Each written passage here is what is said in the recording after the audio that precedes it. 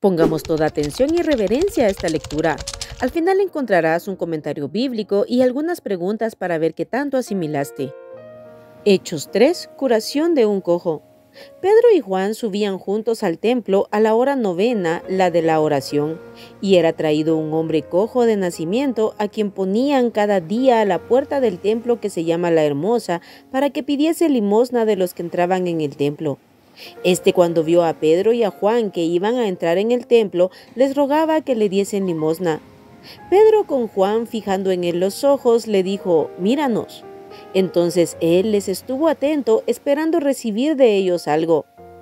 Mas Pedro dijo: «No tengo plata ni oro, pero lo que tengo te doy. En el nombre de Jesucristo de Nazaret, levántate y anda». Y tomándole por la mano derecha le levantó, y al momento se le afirmaron los pies y tobillos. Y saltando se puso en pie y anduvo, y entró con ellos en el templo, andando y saltando y alabando a Dios. Y todo el pueblo le vio andar y alabar a Dios, y le reconocían que era el que se sentaba a pedir limosna a la puerta del templo, La Hermosa, y se llenaron de asombro y espanto por lo que le había sucedido. Discurso de Pedro en el pórtico de Salomón.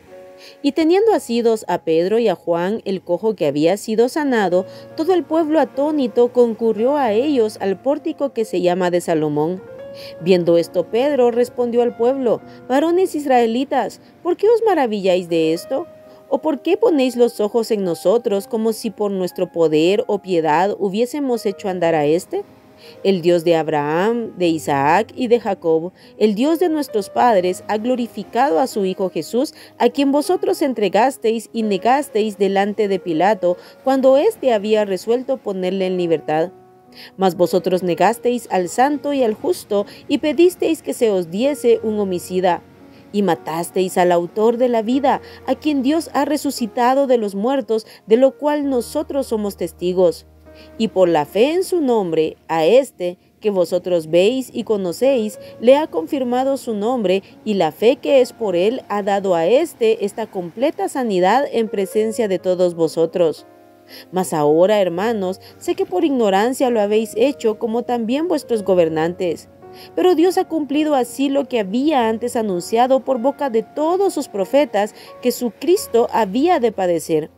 Así que arrepentíos y convertíos, para que sean borrados vuestros pecados, para que vengan de la presencia del Señor tiempos de refrigerio, y Él envíe a Jesucristo que os fue antes anunciado, a quien de cierto es necesario que el cielo reciba hasta el tiempo de la restauración de todas las cosas, de que habló Dios por boca de sus santos profetas que han sido desde tiempo antiguo.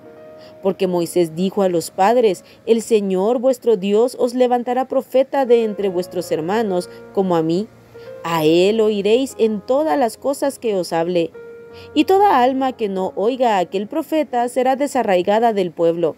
Y todos los profetas desde Samuel en adelante, cuantos han hablado, también han anunciado estos días. Vosotros sois los hijos de los profetas y del pacto que Dios hizo con nuestros padres, diciendo a Abraham: «En tu simiente serán benditas todas las familias de la tierra». A vosotros primeramente Dios, habiendo levantado a su Hijo, lo envió para que os bendijese, a fin de que cada uno se convierta de su maldad. Pedro y Juan subieron al templo a la hora novena a orar, que eran las 3 de la tarde. Y allí en la puerta llamada La Hermosa ocurrió la sanidad del cojo de nacimiento. Pedro no tenía ni plata ni oro, pero tenía el poder de Dios sobre su vida para sanar a aquel hombre y para proclamar el mensaje del Evangelio. Notemos que los apóstoles continuaron el ministerio de Cristo en este mundo a través del poder del Espíritu Santo. Aquel mendigo experimentó el poder de Dios sobre su vida, de tal manera que saltaba y alababa a Dios. Esta fue otra oportunidad para que Pedro predicara nuevamente. En el verso 12, Pedro pregunta: «¿Por qué ponéis los ojos en nosotros como si por nuestro poder o piedad hubiésemos hecho andar a éste?». ¿Qué diferencia con el llamado evangelio actual, donde la gente solo quiere fama, aplausos, ser vistos y alabados por otros? Mayormente en este tiempo de redes sociales, donde hay una autopromoción y autopublicidad. El culto al ego es mayor que el culto a Dios. Pedro le habla a aquella gente. No era por su propio poder o su piedad, era para que Cristo fuera glorificado y para que ellos creyeran en Cristo, diciéndoles que por la fe en el nombre de Jesús, aquel hombre había sido sanado. Aquel Pedro miedoso, pusilánime, que un día negó a Jesús, hoy ante aquella multitud le llama el santo, el justo, el autor de la vida, proclamando así su divinidad, lo cual pudo haberle llevado a la muerte por ser acusado de blasfemia. Proclamó la resurrección de Cristo y los llamó al arrepentimiento, enseñando cómo en Cristo se cumplieron las profecías del Antiguo Testamento. En el versículo 19 encontramos el llamado poderoso del Evangelio que hoy necesita ser predicado. Así que arrepentíos y convertíos, para que sean borrados vuestros pecados, para que vengan de la presencia del Señor tiempos de refrigerio. Ahora, si pusiste atención, responde a las siguientes preguntas.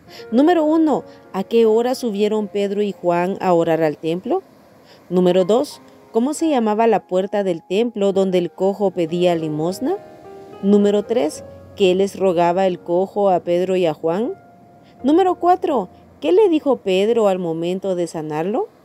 Número 5. ¿Qué hizo el cojo al ser sanado? Número 6. En su predicación, Pedro les hizo ver que ellos habían entregado y matado al autor de la vida por su ignorancia. Número 7. En su mensaje, Pedro los llama al arrepentimiento. Y número 8. En su predicación incluyó Pedro cómo en Cristo estaban cumplidas todas las profecías. Aquí terminamos el capítulo 3 del libro de los Hechos. Apartemos todos los días tiempo para leer la Biblia, meditarla y orar. Busquemos a Dios. Que Dios te bendiga.